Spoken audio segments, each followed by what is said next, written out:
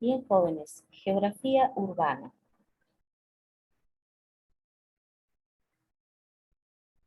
La geografía urbana es la parte de la geografía que se encarga de analizar la ciudad de forma individual.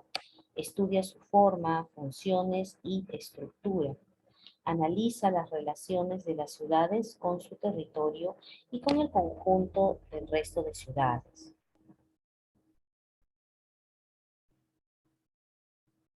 En 1800, un aproximado del 3% de la población vivía en ciudades, pero se cree que para el 2025 vivirá el 75% de la población estará en las ciudades.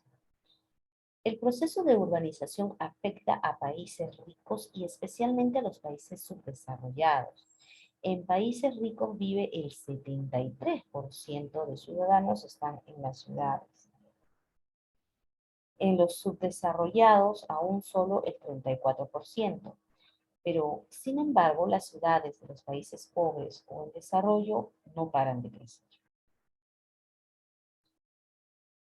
Cerca de 20.000 personas al año emigran a la ciudad, de- del campo a la ciudad.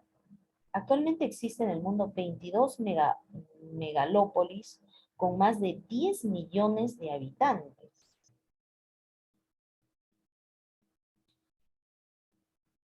La ciudad en sí no tiene una definición exacta. Suelen utilizarse varios criterios demográficos, ¿no? Digamos por la cantidad de gente, pero en realidad la ciudad se le llama ciudad por el movimiento que tiene.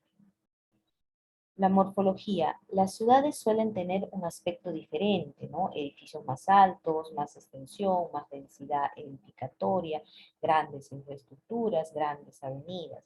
Eso es en cuanto a su morfología.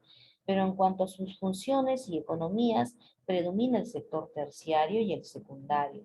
Apenas hay sector primario o no tiene importancia económica. Y aquí les muestro, por ejemplo, la ciudad de Chicago y Alfarnate, ¿no? Que es, Alfarnate es la imagen que estoy aquí marcando. A ver, permítanme.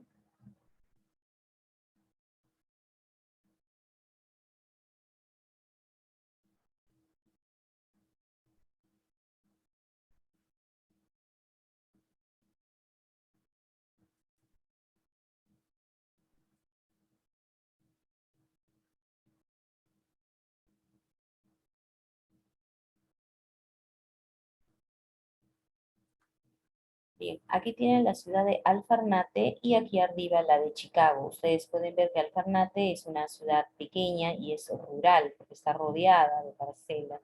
En cambio, Chicago es una ciudad que está cerca al mar. Lo mismo pasa aquí, por ejemplo, esta es la ciudad me parece que esto es Argentina, no, eso no es Argentina. Esto es en París.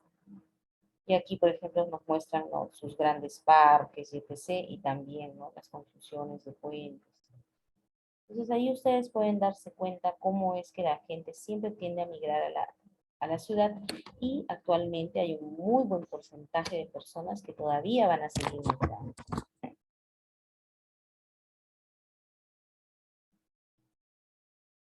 Las ciudades se caracterizan por un modo de vida urbano, como es el individualismo, la especialización, la competencia, las relaciones superficiales y transitorias y la gran movilidad.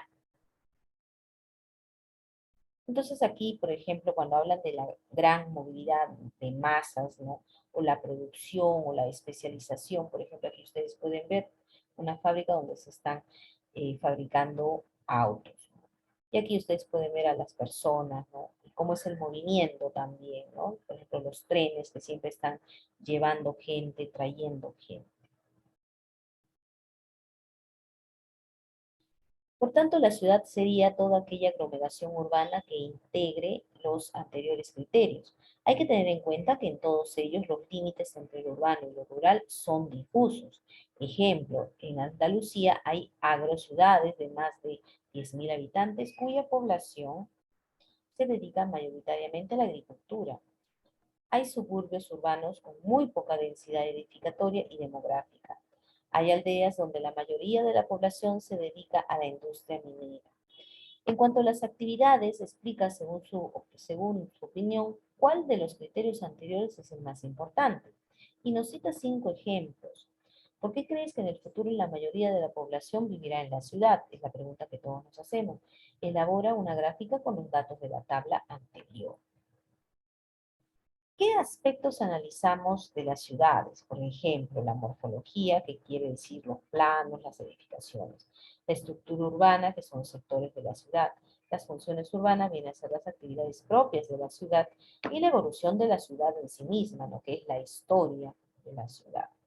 En cuanto a la morfología, la forma de las ciudades está determinada por dos aspectos. Primero, el emplazamiento, que es lugar físico donde se asienta la ciudad. Ejemplo, una montaña, un río, una llanura.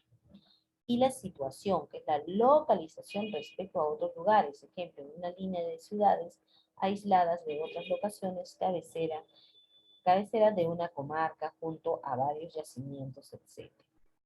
Y aquí, por ejemplo, les muestro lo que es el mapa de Toledo, la ciudad de Toledo, que es algo desordenado, no tiene una estructura tipo damero, pero responde a lo que hemos estado hablando, ¿no?